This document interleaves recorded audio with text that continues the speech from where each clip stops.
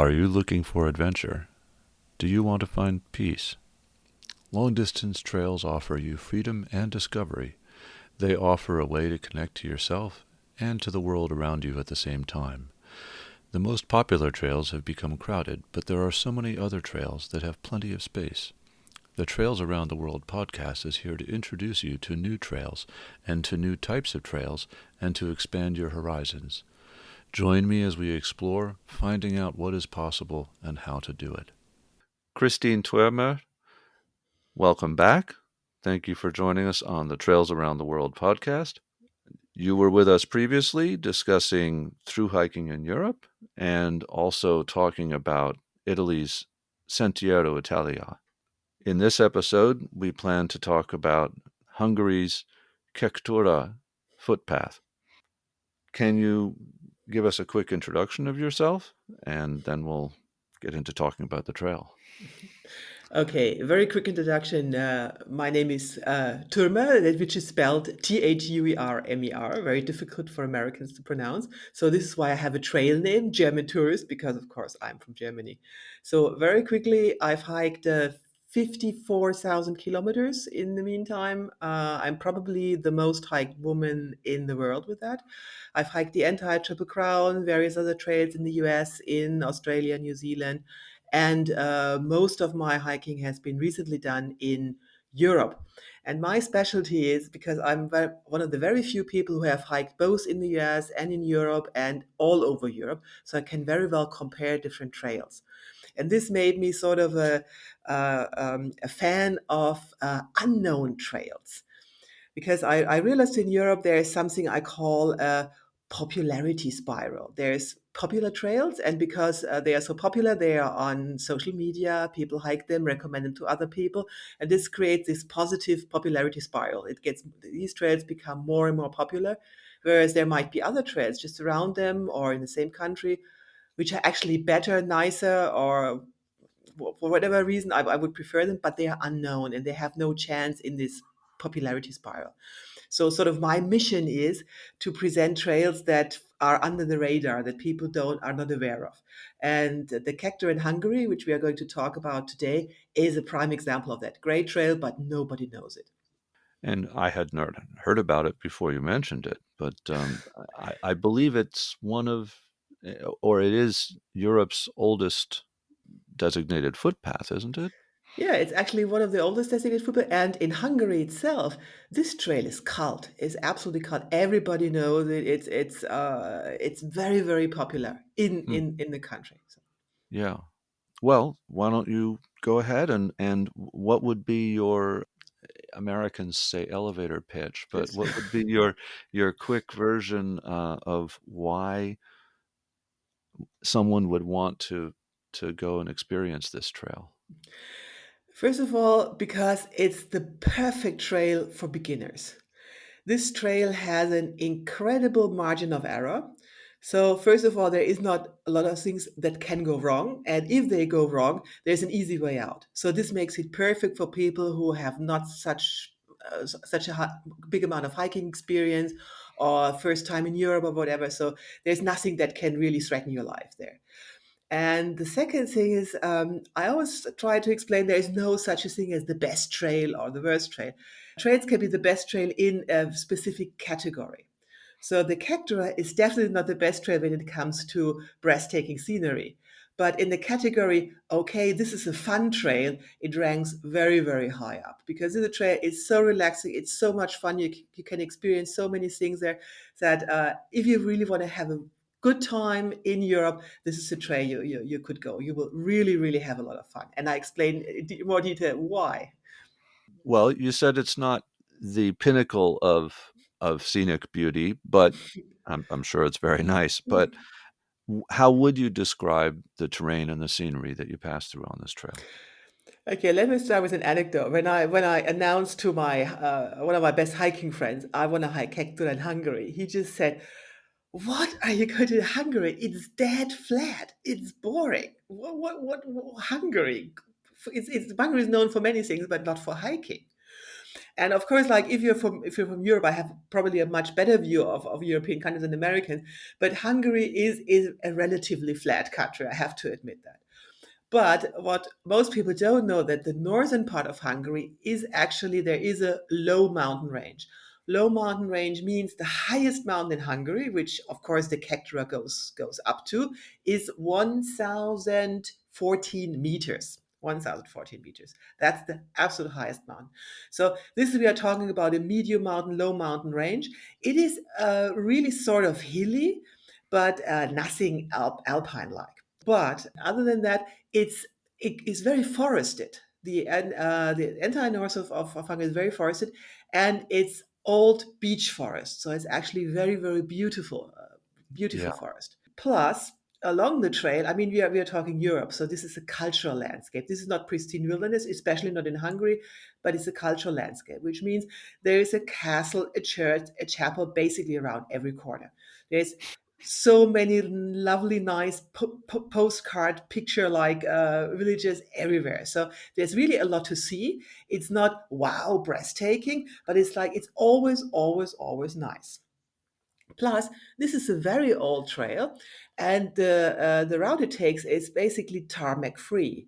So you're always on single trail or in the forest. I would guess, the percentage where you actually walk on concrete is around 5%. This is when you're in the villages. But other than that, it's single file trail or it's other forest roads or whatever. So it's really, really nice. And if you talk about the geography of Hungary, the main river, of course, is the Danube River.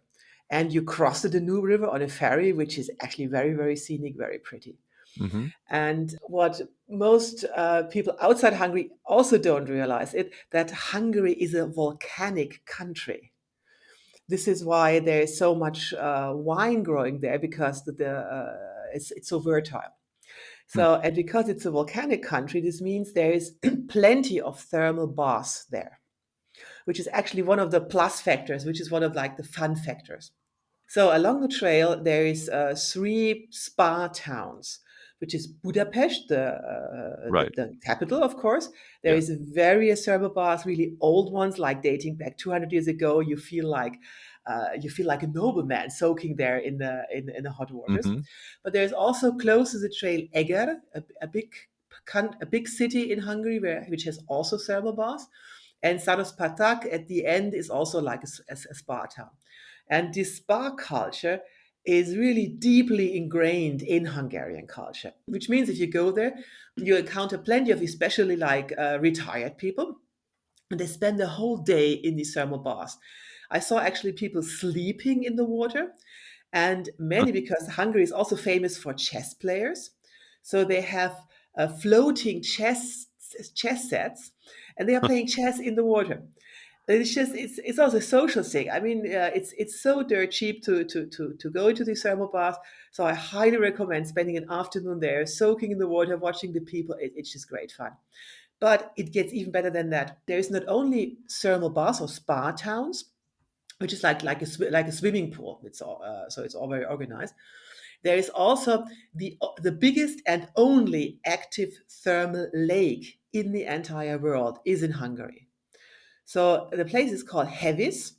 And Huh. it's like a lake. Picture yourself like any lake, and really a big lake. This is nothing you can swim across like in 5 minutes. It's really a huge lake, very big lake, which is warm year round. It's you can soak there. Normally, when I was there in October, the degree was 30 degrees Celsius, the water. So even in winter, even when it's freezing cold outside, it's still bathing temperature. And it's amazing because this is a natural lake. There is plants growing there. It's as I said, it's amazing. Cannot see that anywhere except Hungary because it's the only active thermal lake in the world. Of course, there's installations there. So there's boardwalks where you can go in. It's actually formed like a spa, but the actual waters is a natural lake. It's a very nostalgic place because it used to be geared towards tourists from other communist countries. So Right. it has a special charm.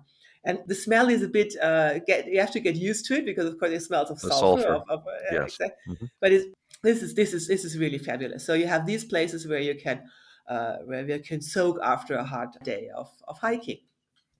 So coming back to the trail spans from Kozek, which is a border town, to on the Austrian border, runs all across the northern part of Hungary. It goes first to Hevis, to this thermal lake, then touches Lake Balaton. Lake Balaton is the biggest lake in Central Europe. It's huge. It's not very deep, but it's huge. And it used to be like for communist country, it used to be a very very popular resort town. It's ideal for kids actually because it's not very deep, very very shallow. So Mm-hmm. there's literally like hundreds of holiday apartments around. Everything's geared towards tourism there. Very nice place. So you touch that as well. You could go swimming there. You touch the sandy beaches of Lake Balaton. Then you go towards Budapest.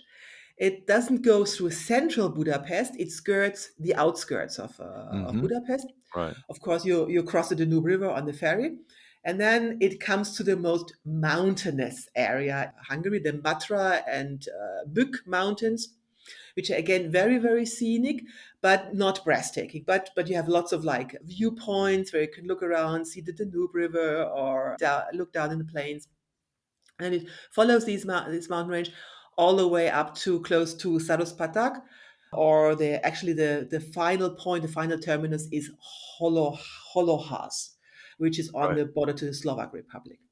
So this is the so-called I probably pronounce this wrong, Orthagas Kektura, which means National Blue Trail. Kektura is blue, translated means blue trail because Uh-huh. the trail blazes are blue. Blue. Uh-huh. Right. Okay, so when you're not completely fed up with it, you could. This is we're talking. This trail is 1,100 kilometers, and if you're not completely fed up with it by then, you could even continue because this trail is so popular in Hungary that they decided to extend it. So they created the Alföldi Kektura and the Rockenbauer Kektura, which runs all around the border of Right. Hungary.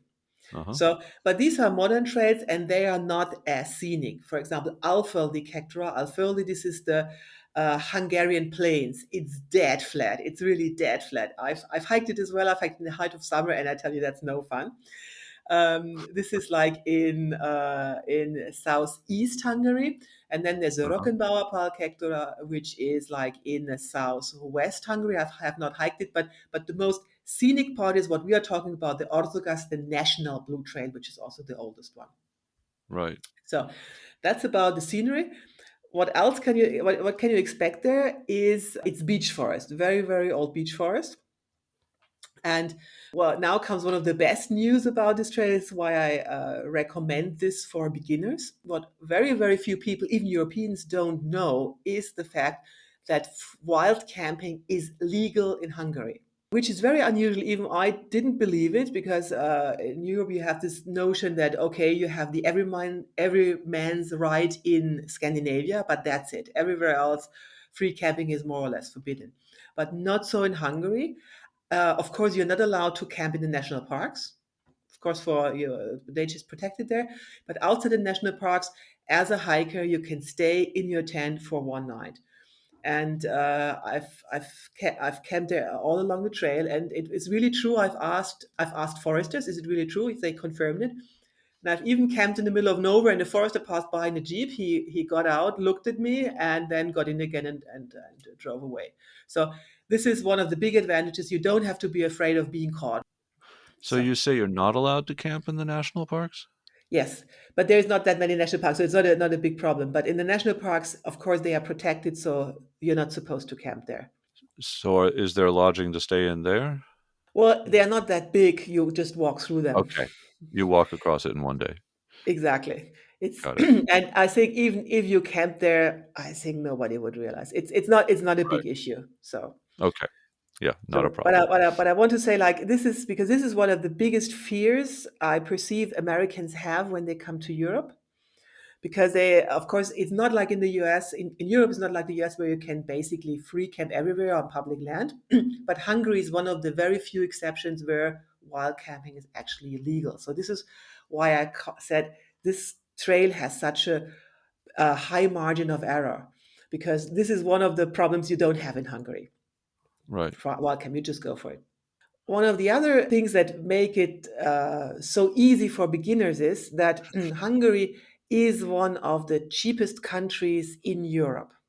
Uh-huh. So if you look across Europe, the most expensive countries are Scandinavia.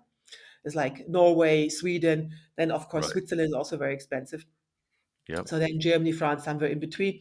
But the cheapest countries in Europe are actually in Eastern Europe. And Poland and Hungary range among the really, really cheapest. So this means, this is another fun factor. I said this is a real fun trail.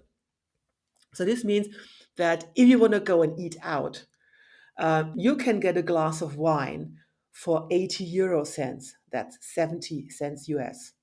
A glass of wine, 70 cents. Or Um, yeah, and a dollar. Yeah. less than a dollar, much less than a dollar. Yeah. Wow. So it's really, really cheap. And the food is great. I mean, this is the country of goulash. Right. And this is another trick you have to be aware of. Goulash in Europe or wherever I go meant like you have this beef stew. Not so in Hungary where it comes from. Goulash is actually goulash soup. So if you order goulash, don't be surprised you get a very thin soup with bread. It's not the type of goulash we know. So, but food generally is great because Hungary belonged to the Hungarian Empire, the K and K monarchy was called. So there's a lot of like Hungarian traditions, which means the desserts are just absolutely fabulous. Mm-hmm. My favorite is the balachinki, which is like a sort of omelette with a filling of sweet curd. It's just absolutely delicious. So, and because it's so cheap, food is relatively cheap there, so it doesn't break your budget. So you can really, really go out and have dinners in restaurants much more often than you would do in other countries. Right. So, and this also means that if you want to stay, if the weather turns bad or you have whatever problem, and you don't want to camp, it's very, very easy to find accommodation, and the accommodation will be relatively cheap. So you don't have to suffer through cold nights or rainy nights or whatever. You just take a bus wherever you go, or even a taxi because it's cheap. You rent a holiday apartment, which is total luxury, and can wait out bad weather or whatever problem there might be. So this is what it makes so ideal for beginners. Plus, there's most probably there won't be any weather problems. Hungary has a continental dry climate, which Right. means very relatively hot summers. Also hard winters, but it's nothing because the altitude is so low. You could hike the Kektura basically year round. Huh. So I would we come to that probably later, but there's no constraints when it comes to time, and you don't have to be afraid of that. There's a blizzard or a heat wave. Of course, there might be heat waves, but you're always walking in forest. So the climate doesn't pose a problem. The climate is very, very friendly towards hikers there. So, Right. and again, this makes it so ideal for people who don't have much experience, especially since this trail is really marked so well that getting lost is not an option. It's almost impossible. Huh. So I'm listening to this, and I live right next to a mountain that's 931 meters right now, although it is also right next to the water. So it's from 0 meters up to 931 and back in a day is my usual way of doing it if I do it. But that's quite a substantial altitude, actually. Much of the Appalachian Trail, for instance, is under that altitude. So it seems to me that perhaps the altitude differences are similar to the Appalachian Trail or even perhaps greater since that starts at a higher altitude. No, I mean, there is climbs, but the climbs are usually it's like 300 meters, 400 meters of Okay. altitude gain. So Right. yes, it's ups and downs, but it's really nothing strenuous. I mean, it's Uh-huh. really easy to do your 20-mile day there. So Right. technically, of course, there is some steep climbs, but really it's nothing that a beginner cannot do. So Right. no problem there. So that staying with that reference point of the Appalachian Trail, since we both know it and many people do, the AT is known for the fact that it people come from the Western U.S. and are often surprised because it's much harder than they think it would be because it goes up and down and up and down and up and down, often quite steeply.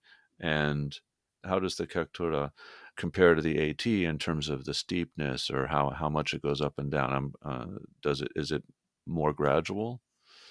No, it's pretty harmless. You can't really compare it. It's Okay. there's no technical climb whatsoever. I mean, if I think about Mahusak Notch, I mean, this is a I remember that very very vividly on the ET. There's Uh-huh. nothing like that on Kektura. Right. This Okay. is really a trail. Even total beginners, older people, whatever. There's nothing technical there. Nothing. Okay. So largely along the lines of pleasant walk in the woods. Exactly. It's this sums it up very well. It's a very very pleasant walk in the woods. Yeah. Well, beech forest is beautiful, I have to say. It is. It is. It is. And I lived in Georgia, the one where the capital is Tbilisi, for a couple of years, and you're bringing back memories of the baths there. Tbilisi means warm, as in warm springs, and it's also a tectonically active area, lots of earthquakes and such. Are there earthquakes in Hungary? Not that I'm aware of. It's not an earthquake country. No, no. Okay, okay, that's good. So, can you tell us about the history of the trail? Do you know much about that? Yes, actually, this is a very interesting chapter. The Kektura was actually founded in or officially opened in 1938, but it fell into oblivion very soon after because, of course, what happened in 1939, 1 year on it, the Second World War started. People had other problems even after the war. So basically, Kektura was there, but nobody really cared. And then something important happened in 1980. A guy called Bal Rockenbauer, which actually became the name giver for one of the extensions of the Kektra. Bal Hmm. Rockenbauer, a Hungarian journalist, produced a TV documentary about the Kektura. It's called 1.1 million Steps Across Hungary. This was in the 1990s when there was only one official or two official TV stations in Hungary. This is still during communist regime. So everybody watched that documentary. Hmm. And all of a sudden, like popularity of Kektura exploded. People became very much interested. You have to remember this is communist era, so there wasn't much choice where you could go. And this guy showed like, hey, there's a trail all across our own country, and it goes to all these fabulous Right. places. So really, it became very, very popular. And when you're talking to Hungarian hikers today, everyone has a DVD of this documentary from the 90s on their bookshelf. Huh. It's still the thing to see. If you can watch it on YouTube. It's still there. It's the documentary about the trail. So Right. ever since, this is very very popular trail, and it has been, or parts of it have been integrated in the European long distance trail E4. So, Right. but although, and I mentioned it earlier, although it's really, I would say it's a cult trail. It's the trail in Hungary. Everybody knows it. But again, outside Hungary, it's completely unknown, which is a shame. But we want to change this with this podcast. Yeah. And that sort of trail is exciting because if you're a foreigner hiking on that, then you're going to get a lot of positive attention. Yes, People will that's be true. interested in you being there and happy. And it was quite funny because when I posted on my German on my English speaking blog that I'm going to hike the trail, two Hungarian hikers contacted me and said, "Hey, we're going to hike it, and eventually a foreigner there. Can we help you? We invite you to our homes." It was so much hospitality. It was great. I mean, so yeah, great trail. And I think that this is one of the interesting aspects of long distance foot trails that people often don't think about, that they have a relationship with national identity, a good one. And it's an unusual way of experiencing a country. This is a big part of what has drawn me to long distance trails, is that they're an amazing way of experiencing a country that you pass through. And I'll um, diverge for a moment, but in Japan, if one goes to the high mountains and stays in the lodges in the high mountains, now the Japanese, certainly you see them relax in an urban setting, and people think of Japan as a quite urban country, although it's actually, I think I saw many years ago a figure that it's like 91% unpopulated or something, but it's all mountains. But you go up to the high mountains and you stay in a mountain lodge, and before dinner you see everybody lounging around and giving each other back massages, and people invite you into their group, or it's it's a completely different environment than one can experience anywhere else in terms of interacting with Japanese people. As a tourist, you won't have access like that to the society in any other way that I've experienced. But as a hiker among hikers, and being fairly unusual in being a foreigner, there's you're instantly accepted because you're also a hiker, and you have access to the societal qualities that you don't find elsewhere. How did this trail, and I think you've addressed this a good deal, but how, what more would you say about how this trail compares to other trails that you've hiked? Well, one specialty of the Kektura is the stamp points. So as I said, this trail is called in Hungary, and so it's a hobby for Hungarian hikers to walk the trail and collect all it's 152 stamp points. Stamp points means in the middle of a forest or in a village or whatever, there is a wooden box, and inside the box there is a stamp and a stamp cushion, so you can actually stamp your stamp book or stamp card. There's a specific stamp book for that, and if you collect all 152 stamps, you get a badge. You So you do what? if you get a badge, like Oh, right, I think it's a badge, yeah. So of course the badge is worth probably like 50 cents or whatever, and you right. spend like several weeks to get it, but it's fun. So Yes. and so on the maps, these stamp points are marked, but sometimes they are not so easy to find. So it's sort of like it's fun hunting them down one by one and collecting the stamps. Uh-huh. So so that's interesting. It's the only other time where I've seen that is actually on the Spanish pilgrimage trails, on the caminos, where you Uh-huh. collect stamps to prove that you actually hiked the trail to get your credencial at the end. Here it's more like a fun thing to do, collecting the stamps. So that's very specific. I also want to mention, although this is a very, very popular trail, you will hardly meet anyone there. It's when I hiked it in fall, I saw one or two other long distance hikers, Uh-huh. and the Kektura organization says there is around like 350, 400 through hikers that complete the trail every year. So it's not you will be probably alone. So Right. it's not a busy trail like the PCT or the Appalachian Trail. Right. So, and what's very, very unusual for European trails is the very, very low percentage of tarmac.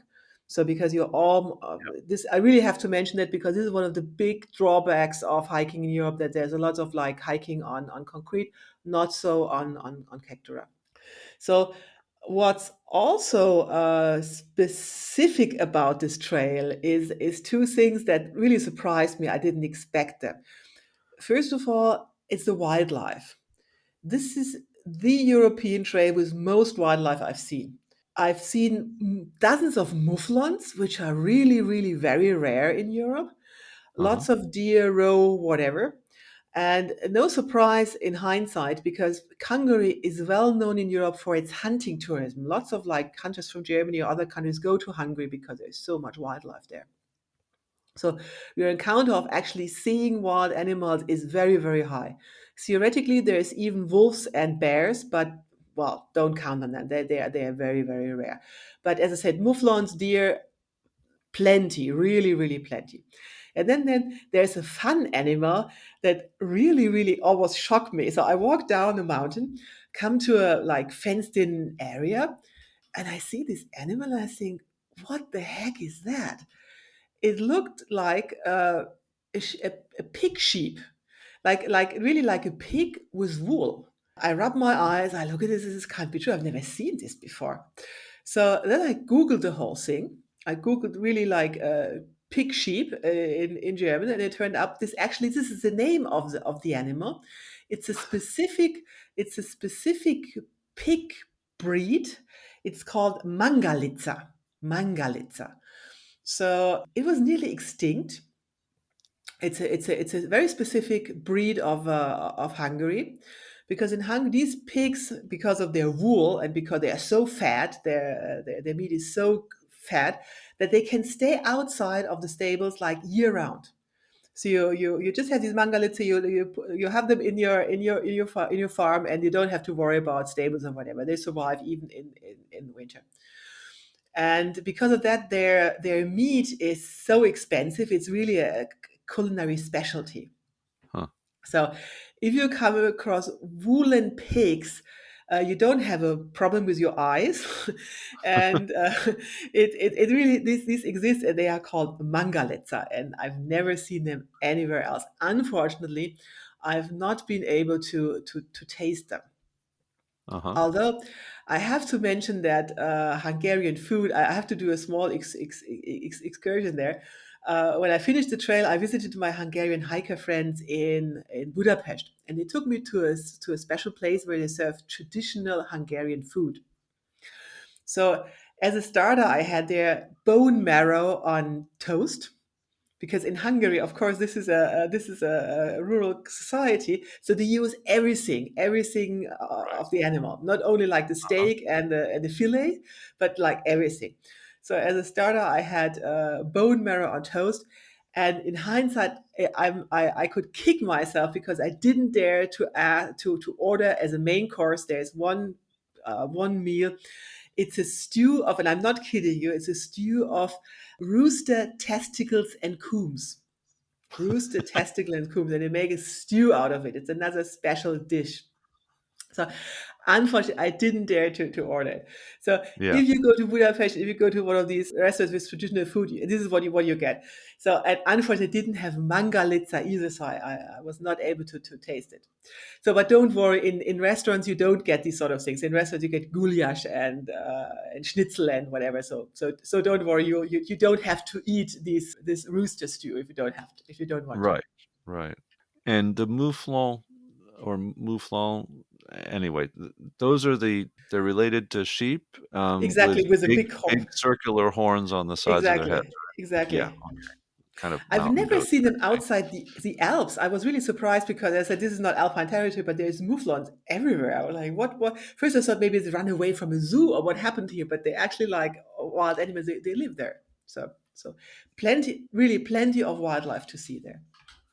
Yeah, I hiked the GR5, which goes through the Alps, along the spine of the Alps down the French-Italian border, and I only saw those once or twice, I think. I saw, I've forgotten the name of there was a type of mountain goat that I saw fairly many, many more times, but the mouflon, I think I saw just once or twice. Well, one thing before we go on, because what's so special about this trail Uh-huh. is that you come across three UNESCO World Heritage Sites. So UNESCO World Heritage is like a specific site that they're only unique and only exist in these places. And these three sites are, I visited of course all of them, very, very interesting. So the most fascinating one is a place called Aktelek. And Aktelek is famous for its stalactite caves. So these are like caves where you have stalactites and stalagmites, and this is one of the biggest cave system in the entire world. So they're actually interconnecting. So half of the Aktelek caves are in the Slovak Republic, the other half is in Hungary, but the entrance is in Hungary. So you can take guided tours, 1 hour tours, and these caves, to give you an idea how big they are, it's a cave system. So it's a long walk. Take warm clothes because year round the temperature in the cave is 10 degrees Celsius. So there is one cave, it's so big that they actually do concerts there. It's a concert hall because the acoustics is so bizarre down there. So during the tour, you can sit down and they play recorded music. They played rock music there. It's like you're in this cave and they illuminate it with all sorts of neon colors, and it's a bizarre event. So really do go there. Time your visit that you're there when they open, and you can take one of these guided tours. That's the one thing. The other World Heritage Site is Hollowker. Hollowker is a traditional village. Mm, So also all these traditional wooden buildings, very, very nice to see the traditional rural life they had there. right. And you cross Tokai country. Tokai is famous for its wine. So it's wine country. And it's also like, Hungary is known as a wine producer. So this is why wine is so cheap there. So if you like drinking wine, this is the country to go, especially since it's so cheap. So in one trail you get 3 World Heritage sites as well. It's on my list now. So, how did you learn about the trail?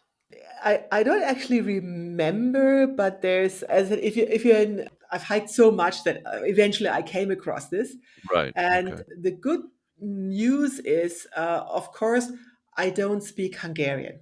Actually, nobody does except Hungarians, because Hungarian is the only language it's related to is Finnish.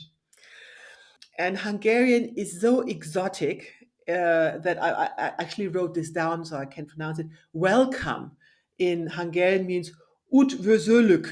Üdvözöllük. I mean, Huh. who on earth can? So, so it's so difficult.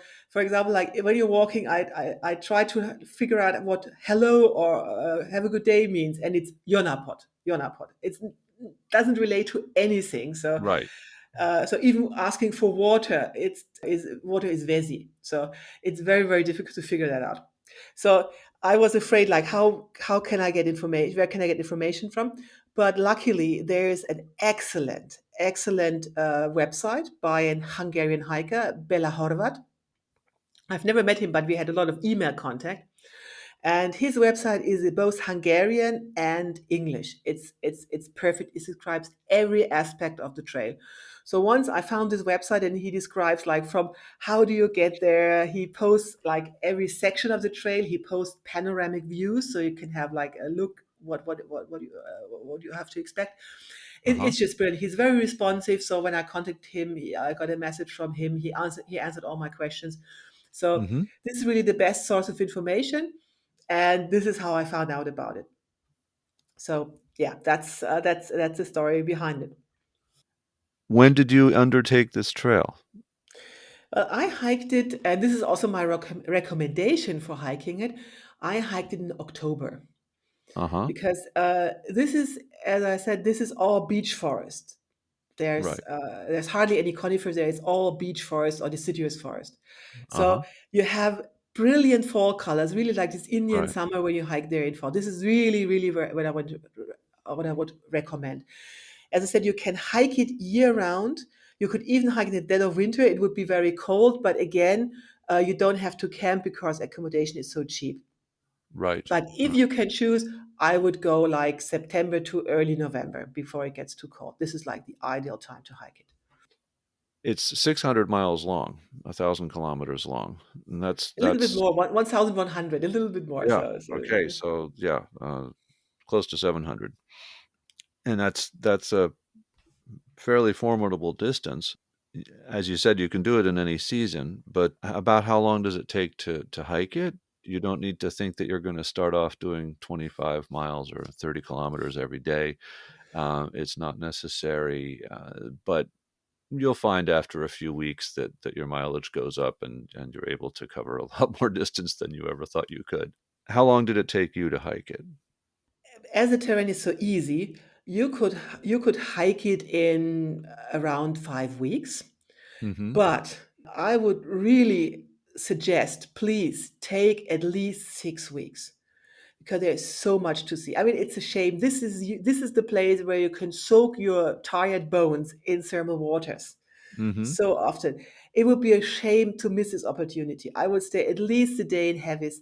I would stay at least a day in Eger or Sarospatak to take advantage of these wonderful thermal baths, to sample the Hungarian food. Plus, you are walking across the outskirts of Budapest. Budapest alone, you could spend a week if you wanted. So Uh-huh. I would at least plan to stay 2 or 3 days in Budapest. There's so much to discover. And also along the trail, there is monasteries, there is castles. So take your time. So even at a through hiker pace, I was hiking, as I said, my normal 30 kilometer days. It took me 6 weeks because I just wanted to see what's along the trail. So 6 weeks is about like the time you should calculate. And this highlights something that we spent time on in uh, our episode on through hiking in Europe, the overview, and that is that through hiking in Europe is not just about time in the wilderness. It's about the culture and the cuisine of the area that you're passing through. It's a great way of accessing that and enjoying everything as it passes by at that walking pace, at a human pace, and enjoying the human scenery and society as you go through it. Exactly. Exactly. So, how did you get to the trailheads? How is the public transportation? How accessible was that aspect of it? This is another good news. This is why we pitch this for beginners. And this is one of the advantages. Hungary has a fantastic public transport system. So if you come from overseas or from another country, your easiest way is fly to Budapest. And from there, public transport takes you to any major access point within 4 hours. So Wow. Okay. it's really, Hungary is a relatively small country. Budapest is right in the middle of the trail, more or less marks the halfway point. So in each direction, it's about 4 hours. I mean, you won't reach like this tiny village in 4 hours, but of course, the trail passes through bigger places, and you can get there like within 4 hours with public Right. transport. Also, keep in mind that taxis, buses, everything is really very, very cheap because public transport is subsidized. So Right. it's very easy to get there. So transport is not a problem. Transport is not a problem. So this is why I also say, if there's a problem, don't suffer through it. Don't think you have to wait it out. There's always an easy way out. In the worst case, call a taxi and get out of a situation of danger if you have bad weather or whatever. There's Uh-huh. no need to suffer if you don't want to. Right. So it seems like this would be a fairly easy trail in terms of the equipment one would choose. Did you carry your usual equipment, nothing fancy? I have to mention another thing that makes it so easy to hike this trail is that this is a former communist country, right? So right after the war, many of these places were not connected to what we now call city water. They didn't have like a running water in their homes. So the government, in order to provide water to the villages, they had public water pumps. Uh-huh. So they are blue, and I know because they are still there. Right. So of course, even in the tiniest village, there is like a water system now. People have it. This is not a third world country or anything. People now have running water. They have Wi-Fi. They have everything like people in the US have. So this is, but the blue water pumps are still there. So Right. this means water is not an issue because when you come to a village, there will be a water pump. So there's of course there's several springs or natural water sources, not that many, but they are. But water is not an issue, so you don't have to carry like capacity for 6 liters or so. Capacity of 2 or 3 liters is really more than enough because you can Right. always refill. Also, like in these tiny villages, there is still mom and pop stores. So even Uh, tiny villages still have a village store. So you don't have to carry a lot of food. But be aware of something. Hungarians are very early risers. Very, very early risers. I saw, no joke now, no kidding. I saw a village store that opened at 4:30 in the morning. 4:30. Uh-huh. Really, this tiny, tiny village, and the shop is open from 4:30 to 4 p.m. in the afternoon. And when I asked why is that, she said, well, most of the people live in the village. They work in a factory in the next town, so they work Uh-huh. shifts. They work shift. The morning Right. shift starts at 6 o'clock. They take the bus, and before they board the bus to take them to the factory, they want to go shopping and buy their food for the day. So this is why we open at 4:30 in the morning. So be aware, if you go to a village at 5 a.m., you're more likely to find an open shop than at 6 p.m. in the afternoon, Right. because everything opens very, very early and closes very early. So this is what you have to keep in mind. Other than that, like finding food, finding water, this is very easy. So you That's don't great. have to carry a lot of that. That's So very different from much of Europe, isn't it? so my equipment was basically as it's usual, but if you're into hammock camping, which I'm Uh-huh. not, but if you're a hammock camper, this is the country to go. Because as I said, Right. it's beach forest. All the time, so there's plenty of trees. So hammock, this is the country to go hammock camping. No problem whatsoever. And that was occurring to me as I was listening to the beach and I was asking the question about the equipment. So you personally, you did camp a fair amount.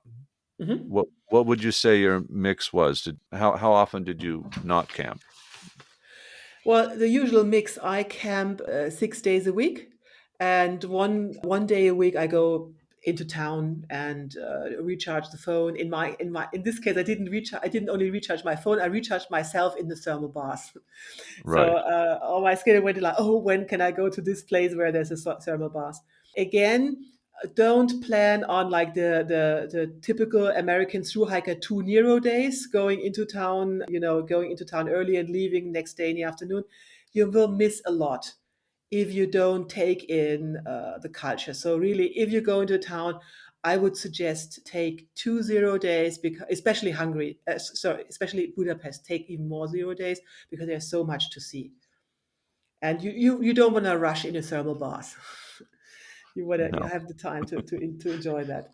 Take your time to enjoy it. Yes. Exactly, exactly.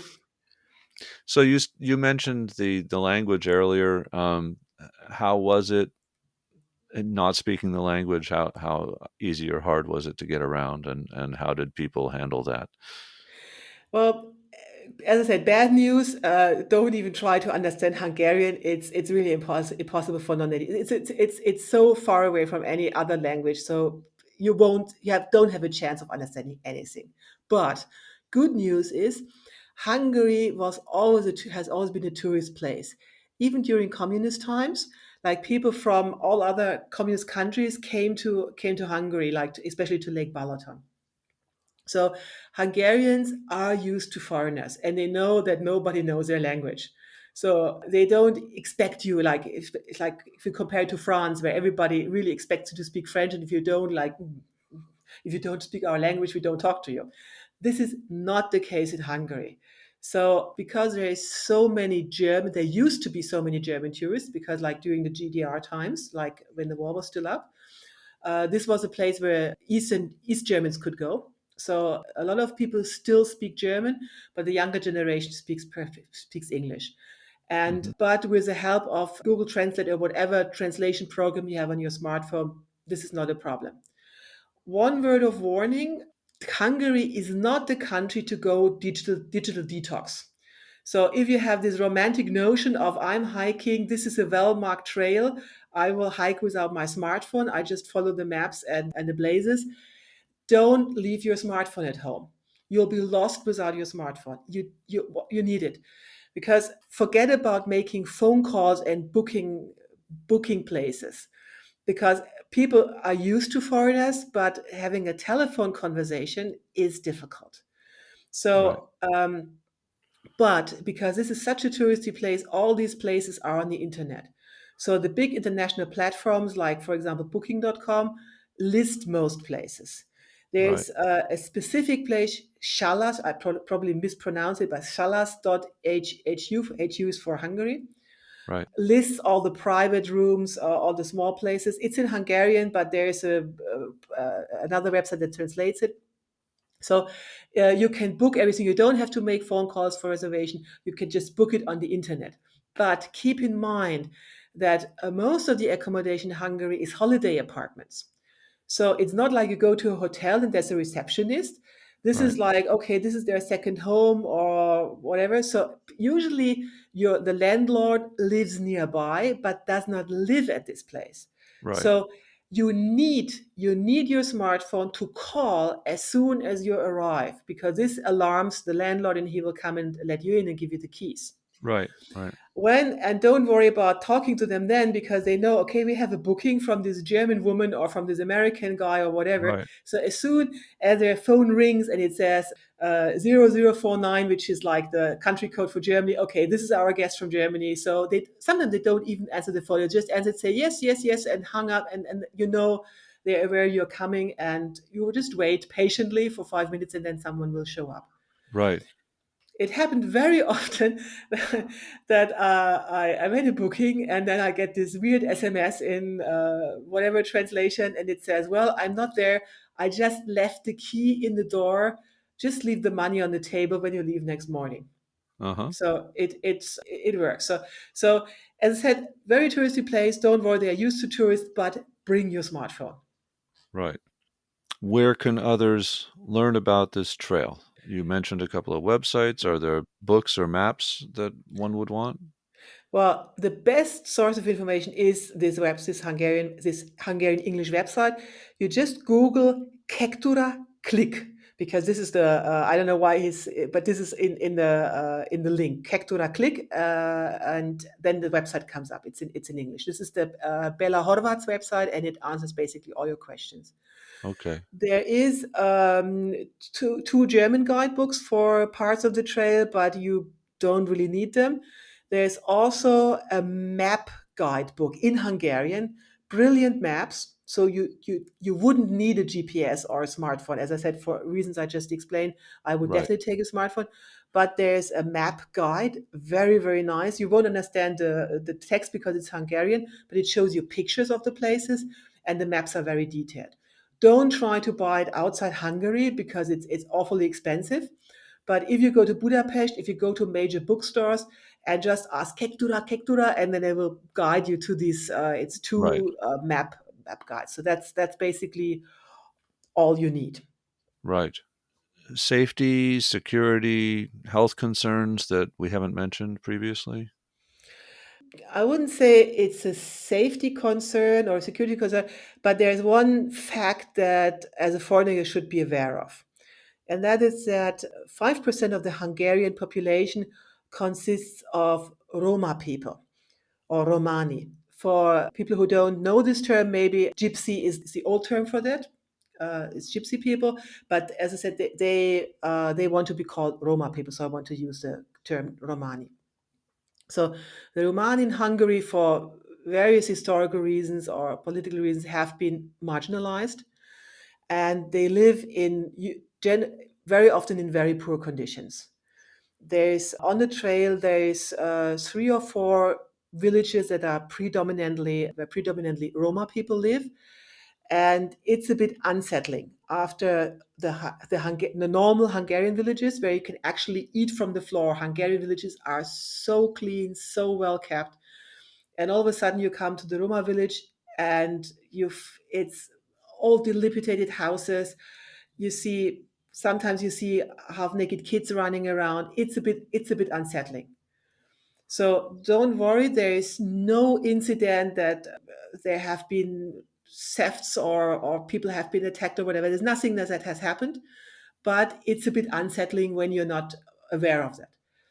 So if you want to, there's you could walk around the villages, but I said there's no need to, but it's just be aware of the fact.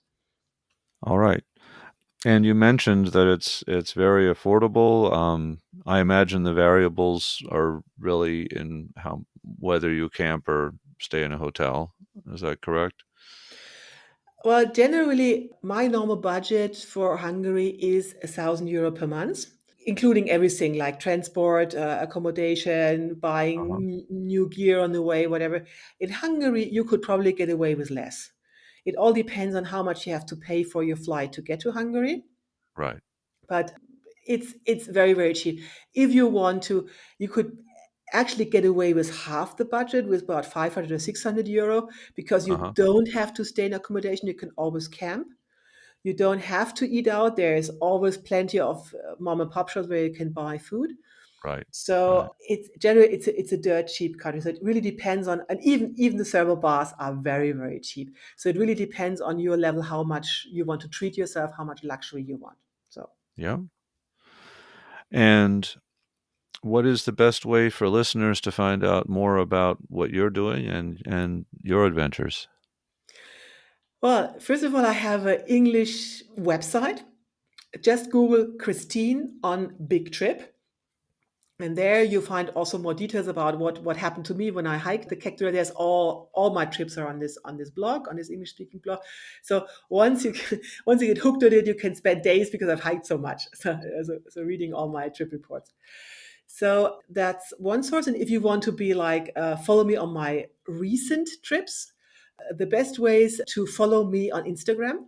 On Instagram, I'm Christine underscore Thuermer. Thuermer again is spelled Thuermer, because on Uh-huh. Instagram, I post daily in Instagram stories. I post really, really daily wherever I am. Plus, I'm also on Facebook, Christine Thuermer on Facebook, Right. where I post in German. But even you have mentioned that Google Translate works very, very well, so you can translate my posts. And I'm posting every day, early in the morning, Central European time, 6 o'clock Central European Right. time. Yeah, actually Facebook automatically translates it. It's not even Google. It pops up in English for me because my Facebook account is in English. So this is where you can see where I'm currently hiking. So Uh-huh. I've also written 3 books, which of course are in German. They have been bestsellers in Germany, and my first book has been translated into Russian and Korean. And my third book is currently being translated into Czech language. So if Huh. you're a Korean, Russian, or Czech native speaker, here you go. You can read Christine Thuermer in your native language. That's exciting. Thank you very much for joining us. I had never heard about this trail before, and it sounds absolutely terrific. Great way to spend a summer, or perhaps a couple of summers, and break it up. And thank you for joining us again. I look forward to having you on the show again in the future. Thank you. Thank you for having me again, and happy trails to all of you. Bye for now. Thank you. Thank you for listening to the Trails Around the World podcast. Please visit us online at trailsaroundtheworld.com, and please join our Facebook group under the same name.